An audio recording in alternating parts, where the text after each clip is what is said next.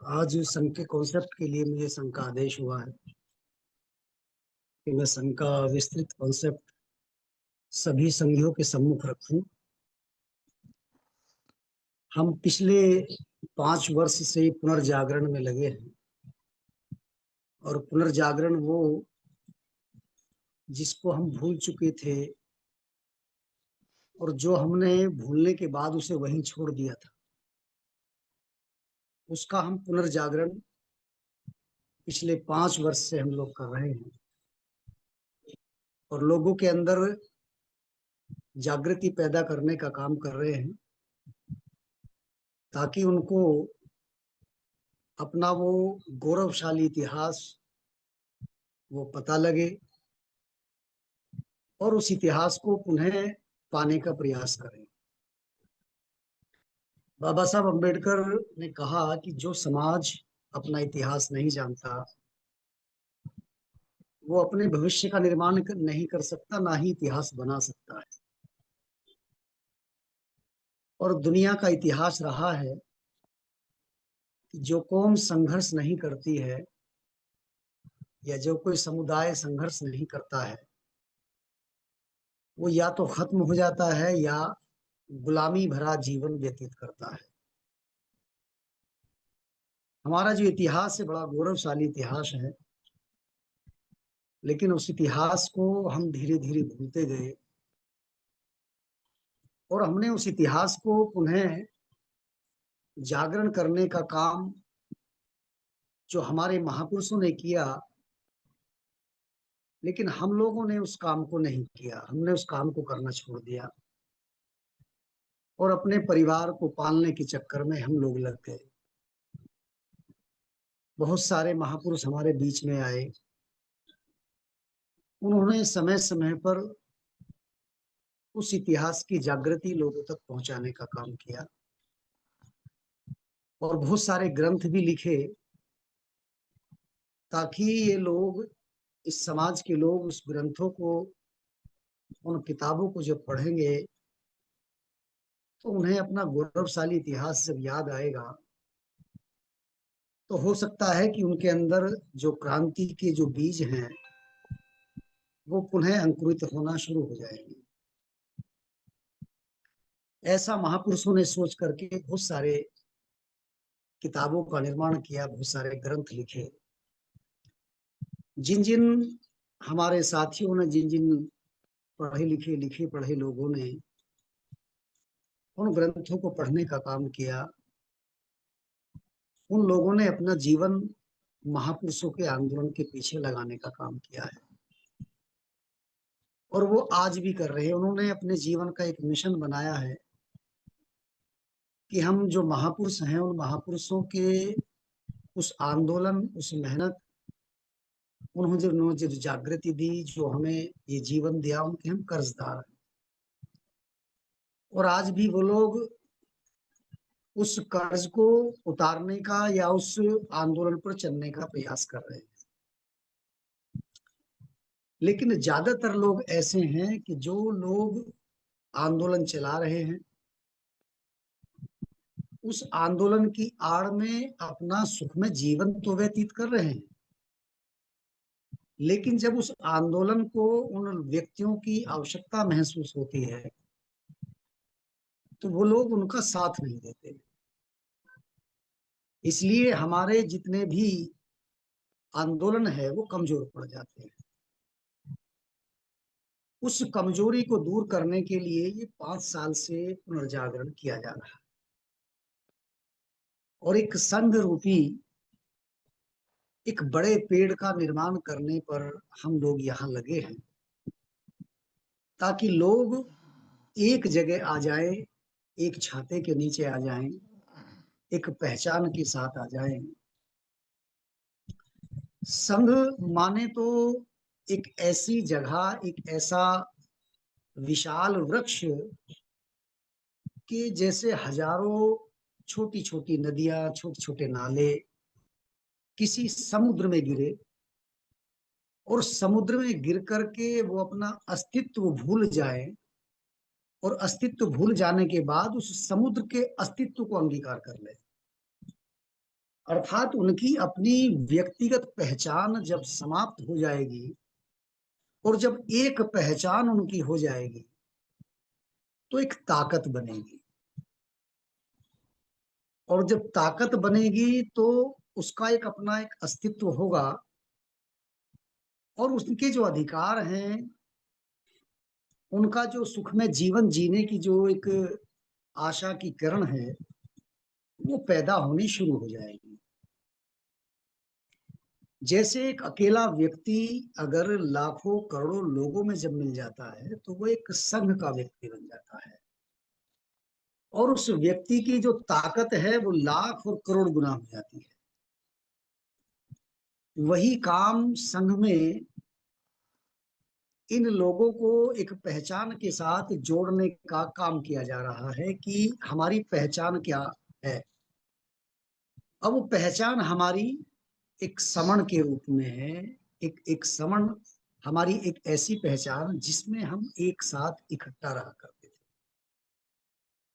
बाबा साहब ने कहा कि अपने इतिहास को जो नहीं जानता वो अपने ना तो भविष्य बना सकता है ना अपने इतिहास का निर्माण कर सकता है। तो हम उस इतिहास को भूले तो हमारे अधिकार चले गए, इतिहास को भूले तो हम टुकड़ों टुकड़ों में खंडित हो गए, बिखर गए हम। और बिखरने के साथ साथ हम छोटे छोटे कबीलों में या छोटी छोटी जाति उपजातियों में हम लोग बट गए। और जो दुश्मन घात लगाए बैठा था इस देश की संस्कृति पर, इस देश की संपदा पर, उस दुश्मन का जो लक्ष्य था वो पूरा हुआ, और उसने यहाँ के लोगों को गुलाम बनाना शुरू कर दिया। हम इतिहास भूले, हमने एक साथ उठना बैठना बंद किया। जब हमने एक साथ उठना बैठना बंद किया तो हमारी ताकत कमजोर होती गई, और परिणाम ये हुआ कि हमारे जो अधिकार हैं वो हमारे सारे अधिकार चले गए और जा रहे हैं। एक समय आया था कि जब शीत युद्ध था 1945 के बाद, दो राष्ट्रों का, अमेरिका और सोवियत संघ का शीत युद्ध शुरू होता है। शीत युद्ध के बाद रशिया जो है, या जिसे उस समय पर सोवियत संघ कहा जाता था, वो टेक्नोलॉजी के आधार पर अमेरिका की बराबरी करना चाहता था। लेकिन वो बराबरी ना कर पाया, और उसके साथ साथ उसने जो अपने देश के लोगों की सुविधाएं थे वो सुविधाएं धीरे धीरे समाप्त होती गई, अपने सामान की क्वालिटी भी खत्म हो गई। और एक समय ऐसा हुआ कि जबकि जो लड़ाई उन्हों की थी, एक विचारधारा थी, एक साम्यवादी विचारधारा जिसे हम कहें समाजवादी विचारधारा, और पूंजीवादी विचारधारा, ये दो लड़ाइयां पूरी दुनिया में चल रही थी। उसी के साथ ये दोनों एक अलग अलग अपनी दुनिया थे, एक तीसरी दुनिया उनके साथ थी जिसे गुट निरपेक्ष कहा जाता था, यानी कि वो उन दोनों के किसी भी गुट में शामिल नहीं थे। ऐसे बहुत सारे देश थे इस दुनिया में, लेकिन इन दोनों की अपनी आपस में शीत युद्ध चलता रहा। और 91 में 25 दिसंबर 1991 को साम्यवादी व्यवस्था हार गई और पूंजीवादी व्यवस्था जीत गई, अर्थात सोवियत संघ का विघटन हुआ। और विघटन के बाद इस देश में, इस दुनिया में पूंजीवादी व्यवस्था का बोलबाला होना शुरू। और तभी से इस देश में, हमारा देश भी उसके प्रभाव में आना शुरू हो गया। और आने पर हमारे देश में एक तरह से इस देश के समण लोगों पर, इस देश के मूल निवासी लोगों पर खतरा बहुत बुरी तरह से होना शुरू हो गया। यहाँ से जो हमारे अधिकार हैं उनको खत्म करने का प्रयास इस देश के हुक्मरानों ने शुरू कर दिया, जिसे हम उस समय पे एलपीजी के भी नाम से जानते थे। एलपीजी समझे तो उसका अर्थ है कि लिबराइजेशन, प्राइवेटाइजेशन और ग्लोबलाइजेशन, यानी कि एक तरह से उदारीकरण बाजार का खुला खेल कहें उसको हम, निजीकरण यानी व्यक्तिगतकरण कर दिया गया, ठेकेदारी प्रथा शुरू कर दी गई, और संसारीकरण या उसे कहे हम ग्लोबलाइजेशन, भूमंडलीकरण। ये तीन चीजें जब इस देश में आई, वहां पर शीत युद्ध समाप्त होता है और सोवियत संघ का विघटन होता है। सोवियत संघ जो एक जगह इकट्ठा रहता था, वो 15 जगह बट जाता है। और जब अमेरिका का वर्चस्व पूरी दुनिया में हो जाता है, तो उसके प्रभाव में भारत देश भी आता है। उस समय पर देश में देश के प्रधानमंत्री नरसिम्हा राव हुआ करते थे और मनमोहन सिंह जी उस समय पर वित्त मंत्री हुआ करते। तो इस व्यवस्था को इस देश में उस समय पर लाया गया, और लाने के बाद इस देश में ये जो बीमारी है, 24 जुलाई 1991 से ये बीमारी हमारे देश में आई, और आने पे एक पूंजीवादी व्यवस्था इस देश में स्थापित होना शुरू हो गई। यानी कि हम लोग अमेरिका के प्रभाव में आना शुरू हो गए, पूरी तरह से गिरफ्त में आ गए। और गिरफ्त में आने के बाद ये जितना भी ये जो एलपीजी की व्यवस्था इस देश में लागू हुई, उस पर सबसे ज्यादा प्रभाव इस देश के 85% लोगों पर पड़ना शुरू हो गया। जब ये प्रभाव हमारे लोगों पर पड़ना शुरू हो गया, तो हमारे लोगों के जो अधिकार हैं, नौकरियां हैं, वो जानी शुरू हो गई। उसी समय पर SEZ, स्पेशल इकोनॉमिक जोन करके यहाँ पर आया, जो भारत सरकार द्वारा अमेरिका या अन्य देशों के लिए खुला, एक तरह से उदारीकरण जिसे हम बोलते हैं, तो या भूमंडलीकरण जिसे हम बोलते हैं, वो सीधा खुला ऑफर दिया गया। और सरकार ने ये वादा किया लोगों से कि 1000 एकड़ से लेकर के और 3500 एकड़ तक की जमीन हम, कोई भी विदेशी कंपनी अगर हमारे देश में आती है तो वो हम उनको देने का काम करेंगे, ये वादा किया गया। और उस समय पर सैकड़ों देश लाइन में लगे हुए थे इस देश में आने के लिए, चूंकि दुनिया का सबसे बड़ा मार्केट भारत में है। और इस देश में विदेशी कंपनियां आती गई, और उस SEZ जो स्पेशल इकोनॉमिक जोन बनाए गए, जिसमें किसानों की भूमि को अधिग्रहण किया गया, जबरदस्ती उन जमीनों को लिया गया। लेने के बाद में उस क्षेत्र में वो जो कंपनी, विदेशी कंपनी आएगी, वो एक तरह से एक स्वतंत्र होगी, उसमें भारतीय संविधान काम नहीं करेगा।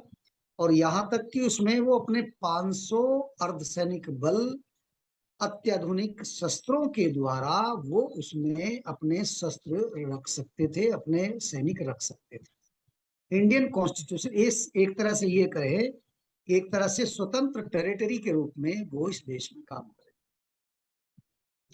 तो हमारे देश में इस तरह से हमारे अधिकार जाना शुरू हो गया। यहाँ पर सरकारी, अर्ध सरकारी जितनी भी कंपनियां, जितने भी उपकरण हैं, वो सब बंद होने शुरू हो गए और हमारे इस देश में अधिकार जाने शुरू हुए। आज वो निरंतर वो काम इस देश में चल रहा है और हमारे अधिकार जा रहे हैं। कारण कि हम अपने आप को जितना मजबूत हमको बनाना था, वो हम अपने आप को मजबूत नहीं बना पाए। क्योंकि इस देश में जो बहुसंख्यक जो समाज रहा है, जिसे हम समण कहते हैं, अगर वो ताकतवर होता तो उसका मुकाबला कर सकता था। लोग मानसिक रूप से लोगों को इतना पंगु बना दिया गया कि वो देखते थे कि जो राजनीतिक परिदृश्य, राजनीतिक क्षेत्र में जो लोग हैं, संसद में जो बैठे हुए लोग हैं, वही हमारी बात उठाएंगे, वही हमारी बात उठा करके हमारे अधिकारों को बचाने का काम करेंगे।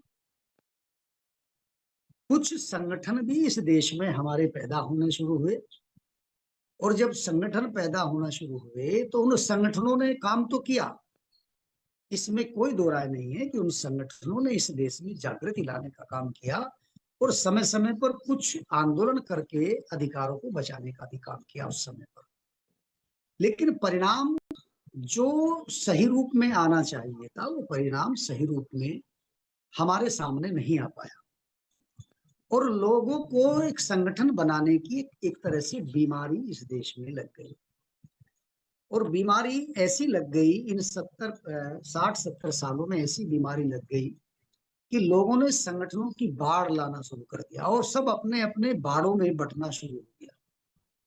यानी कि लोगों को संगठन रूपी बाड़ों में बांट करके जो ताकत हमारी पहले से ही कमजोर थी, हम जाति उपजातियों में बटे हुए लोग थे, ये संगठन रूपी बाड़े बना करके लोगों ने इस समण समाज की ताकत को और कमजोर करने का काम किया। जब ताकत कमजोर हुई तो अधिकार उसी गति से, तेज गति से हमारे अधिकार भी जाने शुरू। और संगठनों ने एक ऐसा अपना आचरण बना लिया कि बाबा साहब का चाहे जन्मदिन हो, चाहे मरण दिन हो, चाहे किसी महापुरुष का जन्मदिन हो, चाहे किसी महापुरुष का मरण दिन हो, कोई एट्रोसिटी होती हो, उस पर कभी ये लोग इकट्ठा होकर के काम करने को तैयार नहीं। परिणाम ये होता गया कि दुश्मन और ज्यादा मजबूत होता गया और वो समझता गया कि ये लोग जो बिखरे लोग थे, जो मेरे एक प्रयास से मेरे को बखेरने का काम किया, मैंने इनको अलग अलग करने का काम किया, अब वो काम मुझे करने की आवश्यकता नहीं है। अब इनके लोग स्वयं में इतने सक्षम हो चुके हैं कि वो अपने लोगों को स्वयं ही बांट रहे हैं। ये हमारा जो बनने का काम हुआ, ये हमारा जो बिखरने का काम हुआ, ये हमें और गर्त में ले जा रहा। सवर्ण संघ यहां इस कॉन्सेप्ट के साथ आया है कि अगर हम जुड़ जाएंगे तो इस देश में जो हमारे अधिकार हैं वो हमारे अधिकार सुरक्षित हो सकते हैं। आज दुनिया जो है वो प्राइवेटाइजेशन की तरफ है, यानी कि पूंजीवाद की तरफ है। कुछ देश अपने आप में, अपने देश की जो वहां के लोग हैं, वहां उनके जीवन स्तर को सुधारने के लिए एक अपने अलग तरीके से काम कर रहे हैं। आप उदाहरण वर्तमान में ले सकते हैं, श्रीलंका में एक उदाहरण आप ले सकते हैं कि वहां पर तख्ता पलट होने के बाद एक जैनजी आंदोलन, उस जैनजी आंदोलन से, वो जैनजी आंदोलन कोई एक दिन की उपज नहीं थी। हम उसे समझे कि एक दिन की उपज नहीं, वो धीरे धीरे वो बीच में चल करके लोग उनके बीच में काम करते रहे और उनको बराबर इस बात के लिए समझाया जाता रहा कि इस देश में जो शासन, जो हुक्मरान लोग हैं, वो इस देश की नींव को खोखला कर रहे हैं और वो भी धर्म और जाति की राजनीति कर रहे हैं। और वो धर्म और जाति की राजनीति आज हमारे देश में इस स्तर पर पहुंच गई है कि वो जहर इतना फैल चुका है कि उसे किस तरह से कम किया जाए, किस तरह से उसे बचा जाए, वह एक चिंतनीय विषय हमारे सामने। आप अपने पास में एक दूसरा देश देखेंगे, चीन।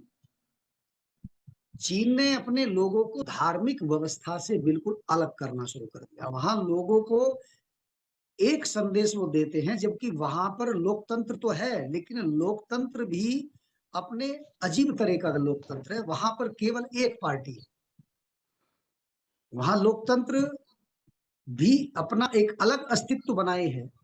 वहां केवल एक पार्टी, कोई दूसरी पार्टी नहीं है। और उसके बाद भी चाइना आज दुनिया की दूसरी बनने जा रहा है, बन रहा है, और आने वाले समय में वो हो सकता है कि दुनिया की पहली शक्ति भी बन जाए। उसने अपने लोगों को, अपने बच्चों को जाति धर्म की राजनीति नहीं, वहां उन्होंने गुरुद्वारे, बुद्ध विहार, ये सब चीज इनको तहस नहस करने का काम किया। और वहां कहा कि भाई तुम, आप ये नहीं कि आप किसी धर्म या जाति के, आप ये निश्चय करिएगा कि आप चाइनीज हो। आपके मन में ये भाव रहना चाहिए कि आप एक चाइनीज हो। यानी कि एक राष्ट्र का निर्माण वहां हो चुका है। और जिस देश में राष्ट्र का निर्माण हो जाता है, राष्ट्र। बाबा साहब अम्बेडकर ने कहा कि हम इस देश में, हम अपना देश तो बना पाए, लेकिन हम इसे कभी राष्ट्र नहीं बना पाए, क्योंकि ये जातियां और ये धर्म की जो राजनीति है, इस देश को कभी राष्ट्र बनने नहीं देगी। तो उसी प्रकार से ये जातियां जो हमारे बीच में जो इस प्रकार से दीमक की तरह हमको या हमारे समण समाज को काट रही हैं, ये हमको संघ में आने से रोक रही हैं। जब तक हम इनका अभ्यास बंद नहीं करेंगे, जब तक हम संघ रूपी एक पहचान के साथ नहीं जुड़ेंगे, तब तक हम इस संघ को मजबूत नहीं कर सकते। कुछ लोगों ने आंदोलन चलाया है कि हम इस देश में 5 करोड़ 10 करोड़ लोगों को बौद्ध बना दें। अच्छी बात है, काम करिए, अच्छी बात है। बुद्ध की आइडियोलॉजी दुनिया में अपने आप में नंबर 1 की आइडियोलॉजी है। लोगों को इंसान बनाने का काम करती है, लोगों को मानव बनाने का काम करती है, समतामूलक समाज बनाने का काम करती है, विश्व बंधुत्व की आइडियोलॉजी है। अच्छी बातें बनाइएगा, लेकिन आप एक इतिहास देखिएगा, इस देश में बहुत सारे लोग आक्रांता इस देश पर आए, अपने अपने धर्म को लेकर के आए, अपने अपने साम्राज्य को लेकर के आए, लेकिन कोई भी इस देश में या पूरी दुनिया में केवल अपने समुदाय या अपने धर्म के आधार पर लोगों को नहीं बना पाया। कुछ लोग उस नीति पर चल रहे हैं, हम सबको बौद्ध बनाएंगे, उस नीति पर चलिए, आप कर सकते हैं काम, लेकिन जब तक एक पहचान हमारी नहीं होगी, एक पहचान के साथ हम नहीं जुड़ेंगे, तब तक हम एक संघ का निर्माण नहीं कर सकते। और जिन लोगों ने हमसे सीख करके इस देश में संघ का निर्माण किया, आज वो लोग इस देश पर शासन कर रहे हैं। तो समण संघ आपको छोटी छोटी नदियों को छोड़ करके एक समुद्र रूपी संघ में लाना चाहता है। और संघ में लाने का जो लक्ष्य है वो बहुत बड़ा लक्ष्य है। वो लक्ष्य है कि हमारे जो बच्चे हैं, हमारी जो जनरेशन है, हमारा जो समुदाय है, समूह समुदाय है इस देश का, उसका जीवन स्तर सुधरे, उसके जीवन में खुशहाली आए। और जब उसके जीवन में खुशहाली आएगी तो इस देश में भी खुशहाली आएगी। आज भी हम दूसरों के टुकड़ों पर, या यूं कहें कि आज भी हम इस देश के हुक्मरान से मांगने का काम करते हैं। जो इस देश में खुद मंगता बन करके आया, आज हम उससे मांगने का काम कर रहे हैं। कारण यही है कि हम लोग बिखरे हुए हैं, राजनीतिक रूप से भी, सामाजिक रूप से भी, धार्मिक रूप से। तो हमें इकट्ठा होना पड़ेगा और कुछ अपनी नीतियों को भी हमको बदलना पड़ेगा। नीतियां क्या, आज दुनिया में पूंजीवादी व्यवस्था शुरू हो चुकी है, और अब से नहीं, ये 91 से, जो मैंने अभी बताया, जुलाई 91 से ये दुनिया में पूंजीवादी व्यवस्था शुरू हो चुकी है। हमारे लोगों को आगे आना पड़ेगा। आर्थिक क्षेत्र में जिन लोगों के पास अच्छा पैसा उनके पास उन्होंने कमाया है, उन लोगों को सरकारी क्षेत्र में ना उन पर निर्भर रह करके उनको अपने बिजनेस चलाने पड़ेंगे, अपने संस्थान खोलने पड़ेंगे, अपने बड़े बड़े उद्योग लगाने पड़ेंगे। जब तक हमें इनके बीच में आकर के हमें कंपटीशन करना पड़ेगा। हम कंपटीशन जब तक नहीं करेंगे, तब तक हम सफल नहीं हो सकते। हमें जुड़ करके एक साथ आकर के जो ऐसे लोग हैं, उन लोगों पर भी विशेष फोकस करके उन लोगों का भी एक संघ बना करके, संघ रूपी इस समण संघ में सबको बुला करके, और उनको भी ये मोटिवेट करना पड़ेगा कि आप भी अपने इस देश में आर्थिक क्षेत्र में अपनी भागीदारी सुनिश्चित करेंगे।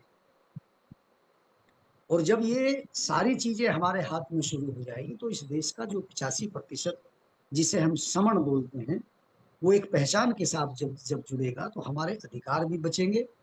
और हम इस देश में जो हमारी स्थिति पहले से जो अच्छी जो हुआ करती थी, जो पहले हमारा इतिहास गौरवशाली इतिहास रहा है, हम पुनः उस गौरवशाली इतिहास को प्राप्त करेंगे। बस संघ की बात, एक पहचान के साथ हम जुड़ेंगे तो अवश्य जीतेंगे। और जैसे जैसे जुड़ेंगे वैसे वैसे हम जीत की तरफ बढ़ेंगे। और जितने जितने जुड़ते जाएंगे उतने उतने लोग जीत की तरफ बढ़ेंगे। जो भी लोग महापुरुषों की विचारधारा पर काम करते हैं, जिन लोगों ने महापुरुषों को पढ़ा है, उनका कॉन्फिडेंस लेवल, उनका काम करने का तरीका, उनका अपना एक जीवन शैली एक अपने आप में अलग मिलेगी। तो महापुरुषों की विचारधारा पर चल कर के एक जगह इकट्ठा होने का हम लोग सब काम करें, लोगों को जन-जन तक एक पहचान को पहुँचाने का काम करें, इकट्ठा हों, जितनी जल्दी इकट्ठा हो जाएँगे, उतनी जल्दी हम लोग जीत जाएँगे। इन्हीं बातों के साथ मैं अपनी वाणी को विराम देता हूँ। संघ के प्रति मुझसे अगर कोई दोष हुआ हो, संगो युखड़ित दोषो, संगो खंतु तन्ममन, संघ मुझे माफ करे, संगं न